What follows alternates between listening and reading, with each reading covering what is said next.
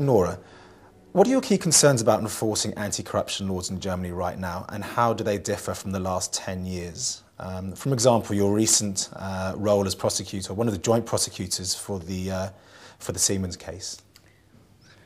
Actually, there are always concerns concerning investigation itself, but unless those basic problems relating to the general investigation problems that are always there, we made a huge step, in my opinion, forward, a huge step forward since 2002.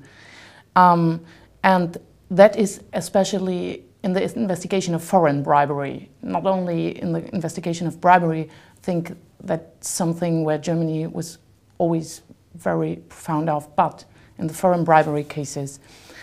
And that is due to the awareness the Council of Europe and the OECD have given to the fight against corruption by their conventions in 1999 and 1998, and also by implementing an effective evaluation mechanism on both sides, and even nowadays from the United Nations. But the main point was that it's been made by the Council of Europe and the OECD, which gave this huge impact to the fight in highlighting that point in their work, and especially on the international fight against corruption. And that made a new basis in perfectionating the mutual legal assistance, which is the main point in fighting corruption internationally.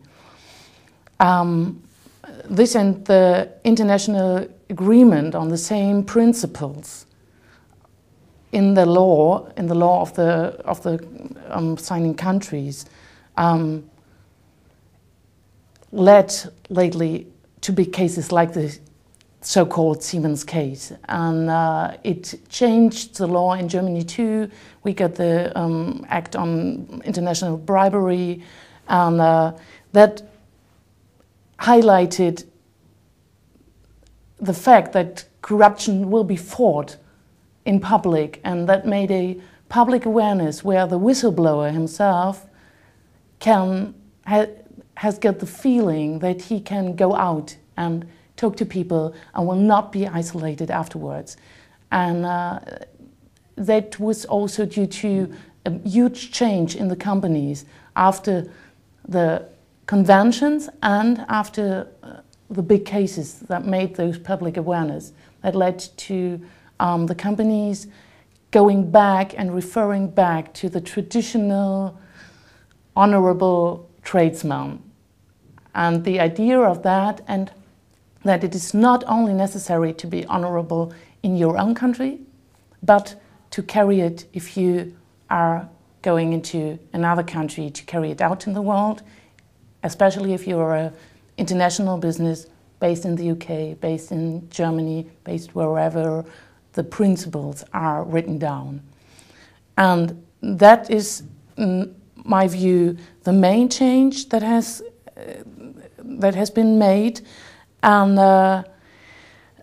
the fact that we are now working together and working together in a better way, companies, prosecution, everyone wanting to dry the swamp so that we can walk inside. I think we can never really dry the swamp of corruption because it's about money, and if it's about money, there will always be people getting after it, committing a crime.